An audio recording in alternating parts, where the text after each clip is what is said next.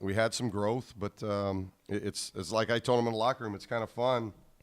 You're at 16-1, and yet you can see an awful lot of growth that we've still got ahead of us and things that we've got to work on to get better and improve, and that's a positive. If we were at 16-1 and can't do things any better, then I think we can plateau out. But I think the ceiling for this team is still very, very high, and that's exciting. Similar halftime lead tonight. Did you feel like you guys did make a little bit of improvement in the second half versus the Cal game? Or? Yeah, the Cal game was really the last 5 minutes. Became rec league and put your head down and drive like crazy, and we didn't defend that very well. But they're down 18 with 4 minutes to go. So it's, we found a way to still win the game by 10. And tonight, I thought they made a run in the second half, but I never thought it was, the point. It was more of us not executing what we wanted to do defensively. We got lazy defensively, and then it carried over to our offense. And then once they settled down after about probably the first 5 minutes of the second half, we responded very well. We just got to get back to having good starts the second half. For the majority of the season, we've had that. In the last 4 games, we've not. And so we've got to do a better job coming out of the locker room. There's no question about that. How pleased were you for both of you guys with how you came out of the locker room out of the gate and built? Well, very good. I thought, and the Cal game the same way. I thought we established who we wanted to be. We scored 48 in the first half. And the pace that Zoe played at it's a phenomenal pace. There's not, in my opinion, there's not another player in the country that can play at the pace that he plays at. And our guys enjoy playing that way because the ball moves, and he makes sure the ball moves because at the pace, so much pressure he puts on the defense. And I thought, make or miss, he did a great job of pushing it and keeping the pace going. Even when we were in a half-court setting, the pace continued. And that's something that we've been really trying to work on offense is the half-court game, that let's push the pace full court. Then when they make us play half court, keep our pace going. Don't become stagnant and one guy hold the ball or one guy dribble 5 times. That's easy to guard. So I thought there were times, especially in the first half, where that pace was good, both full court and half court. Coach, right here. Having gone through what last season, and then seeing the crowd the way it is now, how does that feel? Well, it feels great, and I'm most happy for the guys. Because they've deserved this, whether it's been seniors like Isaac and Bryce, Tom, a junior, Gigi, a junior, guys that have been here through the tough year last year, but the Sweet 16s prior to that and the conference championship prior to that. They've deserved it because they've worked awfully hard, and they're great guys, high-character guys. And then now, obviously, the freshmen that have joined us, it's been a great blend. We're an exciting style to watch. I mean, these guys are fun to watch because they work, they share it. We're growing at both ends, and that's fun. But to be 16-1, 17 games in, and your only loss is the last-second shot, that's been a lot of fun.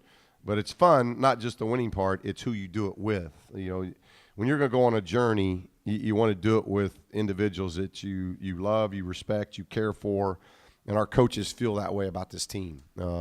We want to try to do everything we can to help them be successful. Sometimes that's patting them on the back. Sometimes that's getting after them, and it's not fun doing that as a coach. But I think there's sometimes the accountability stick has to come out. And I don't play the game, hey, we're 15-1, we're 16-1. No, are we getting better? Are we growing? Are we trying to become great? Because we've got guys on our team individually that want to be great, but they know to be great, the team has to get to be great. And we're not there yet. Okay, we're 16-1, but we're not great.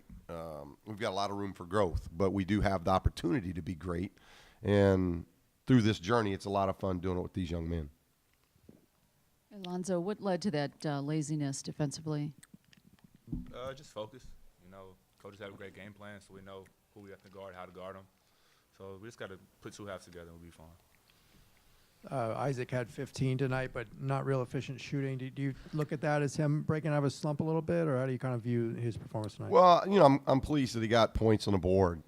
He's a scorer, and so that part of it, I'm very pleased. he's figuring it out.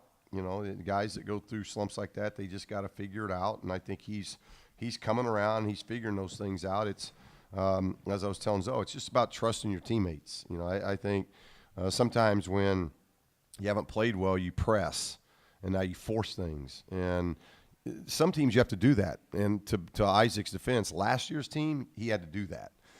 If Bryce was struggling, he'd have to force things. And, you know, but if you look at Bryce really through the season and now Isaac up until this point, they're not forcing shots. And so now they're making a higher percentage of shot because this is a team full of teammates that you can trust that they're going to help make you look good. And so anytime you're struggling, maybe the first impulse is I press and I got to work harder to do more. And that's not always the case. It's almost like you got to almost release more of yourself and trust your teammates more. That's not always easy, but I think he's fighting through that.